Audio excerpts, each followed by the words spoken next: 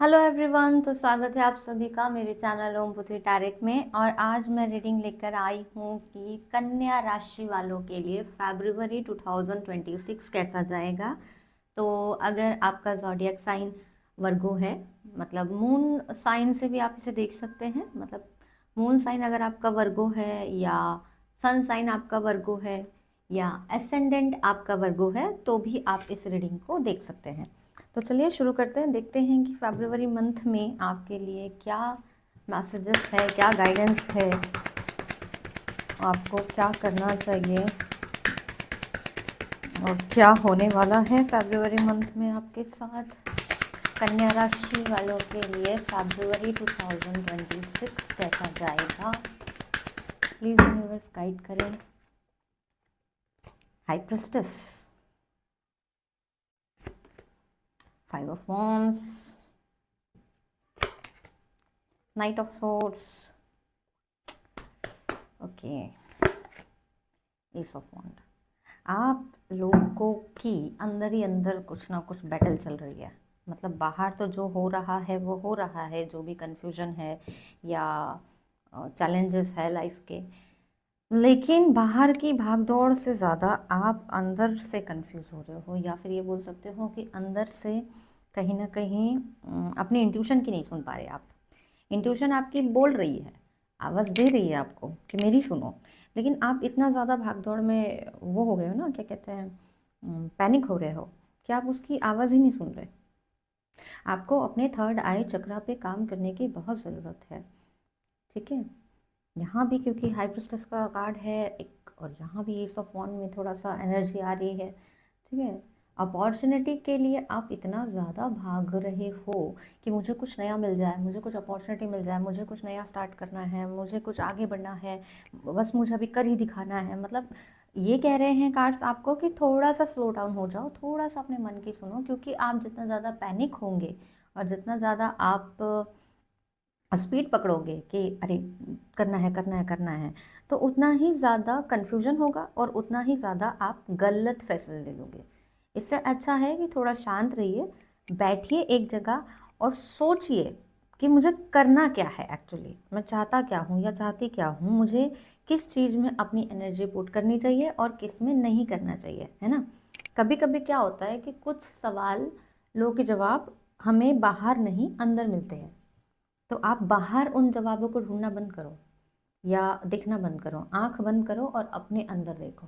तो फरवरी मंथ में आपको अपने आप से मिलना है, अपने आप से उन सवालों के जवाब पूछने हैं जिसकी भी वजह से आप कंफ्यूज हो रहे हो या चैलेंज फील कर रहे हो। थोड़ा सा सिचुएशन आपके लिए ऐसा दिख रहा है जहाँ पे शायद आप बहुत ज़्यादा फ्रस्ट्रेट फील कर रहे हो और आपको ऐसा लग रहा है कि बस किसी तरह ये जंग है जो ख़त्म हो जाए, या ये टाइम पीरियड जो चल रहा है वो ख़त्म हो जाए। आप इस्केप करना चाह रहे हो, सीधी बात, आप इस्केप करना चाह रहे हो, आप भाग रहे हो, फेस नहीं कर रहे हो, क्योंकि आप स्पीड पकड़ रहे हो। आपको लग रहा है कि हाँ मैं कर तो सब रहा हूँ, लेकिन एक्चुअली आप सब नहीं कर रहे, आप भाग रहे हो, आप सिर्फ डाइवर्ट हो रहे हो। डाइवर्शन है ये आपका। आपको तरीका यही अपनाना पड़ेगा कि पहले तो आप मेडिटेशन में बैठिए, या फिर मेडिटेशन नहीं कर रहे तो भी एटलीस्ट कम से कम रिलैक्स बैठिए, शांत बैठिए, जहाँ किसी से आपको कोई गाइडेंस नहीं लेनी है, किसी से आपको कोई डिस्कस नहीं करना है, सिर्फ अपने मन की सुनना है। आपका मन क्या बोल रहा है, आपकी अंतरात्मा आपसे क्या जवाब चाह रही है, आपसे क्या बोलना चाह रही है। क्योंकि जब आप अपने मन की सुनोगे ना, वहीं से आपको आगे बढ़ने की स्ट्रेंथ मिलेगी। स्ट्रेंथ ऑलरेडी आपके पास है, बस डायरेक्शन शायद आपको लगता है कि चूक रहा है, या फिर आप कंफ्यूज हो रहे हो अपने ही बैटल में, क्या फैसला लूँ, क्या नहीं करूँ, क्या नहीं करूँ, है ना। तो थोड़ा सा शांत बैठ जाइए। मैरिड लोगों के लिए थोड़ा सा कॉन्फ्लिक्ट वाला टाइम हो सकता है, तो कितना भी हो जाए, कुछ भी हो जाए, कोशिश करिए कि कैसी भी पैनिक सिचुएशन हो या कैसी भी खराब परिस्थिति हो, झगड़ा अवॉइड करें। मतलब अगर किसी तरह से घर में ऐसी सिचुएशन बन रही है जो आपको लग रहा है कि अरे यार फिर फ्रस्ट्रेट हो रहा है, फिर परेशानी हो रही है, तो किसी तरह ना अपने पार्टनर से झगड़ा करने से बचें, ठीक है। अगर घर में ससुराल के साथ रह रहे हैं और जॉइंट फैमिली है, तो वहाँ तो ऑब्वियसली थोड़ा सा शांत रहना सीखिए, क्योंकि यहाँ पे अगर आपने एक गलत मूव कर लिया ना, तो वो आप पे ही भारी पड़ जाएगा। मतलब इसलिए कि सारा सब कुछ हो जाएगा एक तरफ और सारा ब्लेम आ जाएगा आपके ऊपर, है ना। तो कभी कभी कुछ बात आपको पता है, उसके बावजूद भी चुप रही है।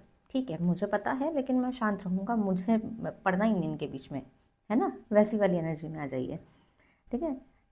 फरवरी मंथ में कुछ चीज़ें आपको मून से भी अलाइन करनी है। इसके लिए आप थोड़ा सा मून गेजिंग करके देखिए, मतलब शाम को 10-15 मिनट के लिए थोड़ा अम, चंद्रमा की रोशनी के नीचे बैठिए, उसके साथ टाइम स्पेंड करें थोड़ा। वैसे यहाँ पहले भी मैंने यही बोला है कि थोड़ा सा अकेले बैठ के अपने मन की सुनो, और चंद्रमा भी मन का ही कारक होता है। तो थोड़ा सा अपनी मून एनर्जी को अलाइन करिए, ठीक है, तभी आपको कहीं ना कुछ क्लैरिफिकेशन मिलेगा। करियर की अगर मैं बात करूँ तो कंपटीशन है, लेकिन आप उस कंपटीशन को पार कर लोगे। मतलब अगर स्टूडेंट वाइज बोलूँ तो स्टूडेंट लोगों के लिए अगर कोई कॉम्पिटिटिव एग्ज़ाम है जो थोड़ा सा लग सकता है उन्हें कि अरे होगा या नहीं होगा, होगा या नहीं होगा लेकिन अगर वो थोड़ा एफर्ट लगाए, अपना इंट्यूशन पावर बढ़ाए, अपना मेडिटेशन मतलब अपना फोकस बढ़ाए, जितना ज़्यादा फोकस बढ़ाएंगे उतना ज़्यादा आपकी पॉसिबिलिटी बढ़ेगी उस एग्ज़ाम को क्लियर करने की। और करियर की अगर मैं बात करूँ तो कुछ टारगेट्स हो सकते हैं जिसकी रेस में आप दौड़ रहे हो। थोड़ा चैलेंजिंग होगा, थोड़ा सा फ्रस्ट्रेटिंग होगा, लेकिन स्टिल आप इतना कंपटीशन होने के बावजूद भी कहीं ना कहीं अपने लिए रास्ता बना ही लोगे। वहाँ पे अच्छा दिख रहा है, मतलब करियर के मामले में और स्टूडेंट्स के मामले में अच्छा है कार्ड। सिर्फ रिलेशनशिप के मामले में थोड़ा सा देखने की ज़रूरत है, थोड़ा संभलने की ज़रूरत है, थोड़ा शांत रहने की ज़रूरत है। ठीक है, चलिए और कार्ड्स देखते हैं क्या आते हैं आपके लिए।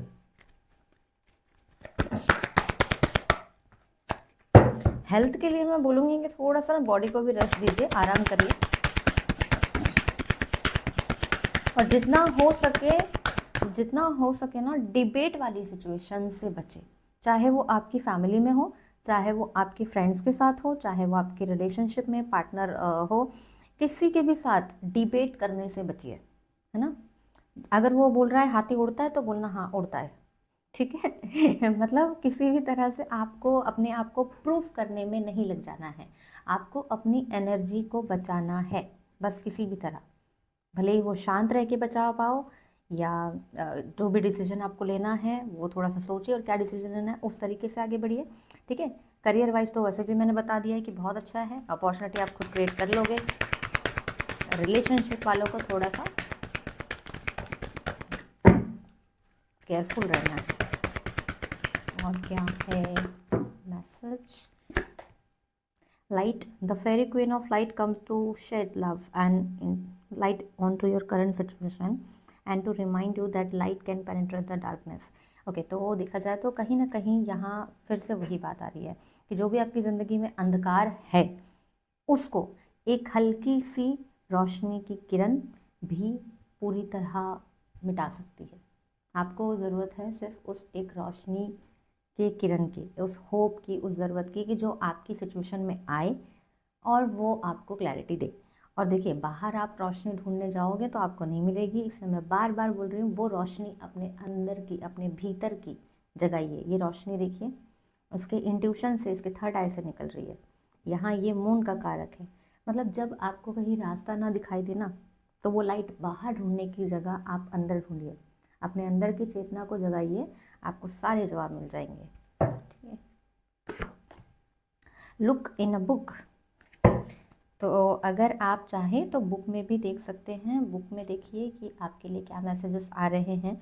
कोई अगर इंटरेस्टिंग लगती है बुक, जैसे कि जो भी आपका रिलीजन हो उससे रिलेटेड वाली बुक्स, या फिर अगर आप थोड़ा सा फिलोसफिकल बुक्स पढ़ते हो या करियर वाइज वाली बुक पढ़ते हो तो उसमें देखिए कुछ मैसेज मिलेंगे।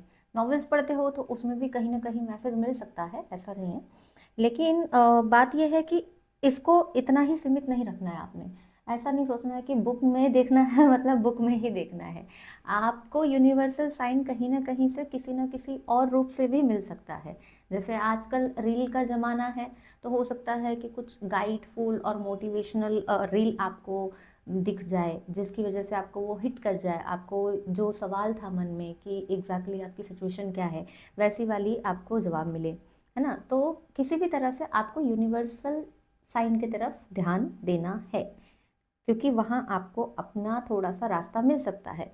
जब आपको वो थोड़ा सा रास्ता मिल जाएगा, मतलब वो थोड़ी सी लाइन जो आपको हिट कर जाए या मोटिवेट कर जाए, उसको लेना है, करना है, और अकेले में बैठ के उसी लाइन के साथ मेडिटेट करना है और अपने इष्ट देव से कहना है कि मुझे इसके बारे में और जानना है, और क्लैरिटी चाहिए, और मुझे अंदर से डीपली बताइए मैं और क्या कर सकता हूँ, और फिर मेडिटेशन में बैठ जाइए।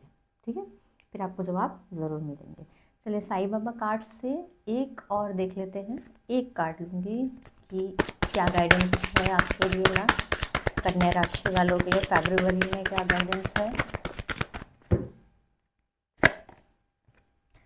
Cut, clear, cancel. ठीक है, कितना भी हो जाए तो आपको चीज़ों को कट करनी है।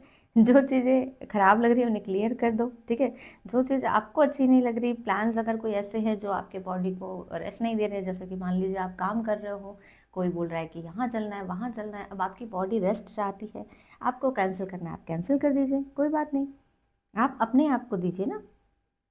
कुछ मेमोरीज अगर है ऐसी जो आपको अंदर ही अंदर तकलीफ दे रही है, तो उन मेमोरीज को भी डिलीट कर दो। ठीक है, कभी कभी हम उन पर्सन से तो दूर हो जाते हैं, वो बुरे वक्त से तो बहुत आगे निकल जाते हैं, लेकिन उसके घाव, उसकी मेमोरी हमें आज भी चुभ रही होती है। तो यहाँ पे साईं बाबा कह रहे हैं कि फरवरी मंथ में कितना भी कोशिश कर लीजिए, अगर आप इसको कट, क्लियर और कैंसिल करने की बजाय डायरेक्ट सिर्फ स्केप करोगे, डायरेक्ट भागने की कोशिश करोगे, तो कुछ नहीं होने वाला। इसलिए पहले अपना क्लीन करके जाइए। जो भी मेमोरी आपको अपसेट कर रही है, जो भी चीज़ आपको पास्ट से या टॉक्सिसिटी से बांधे रख रही है, पहले उसको रिलीज़ करो, है ना।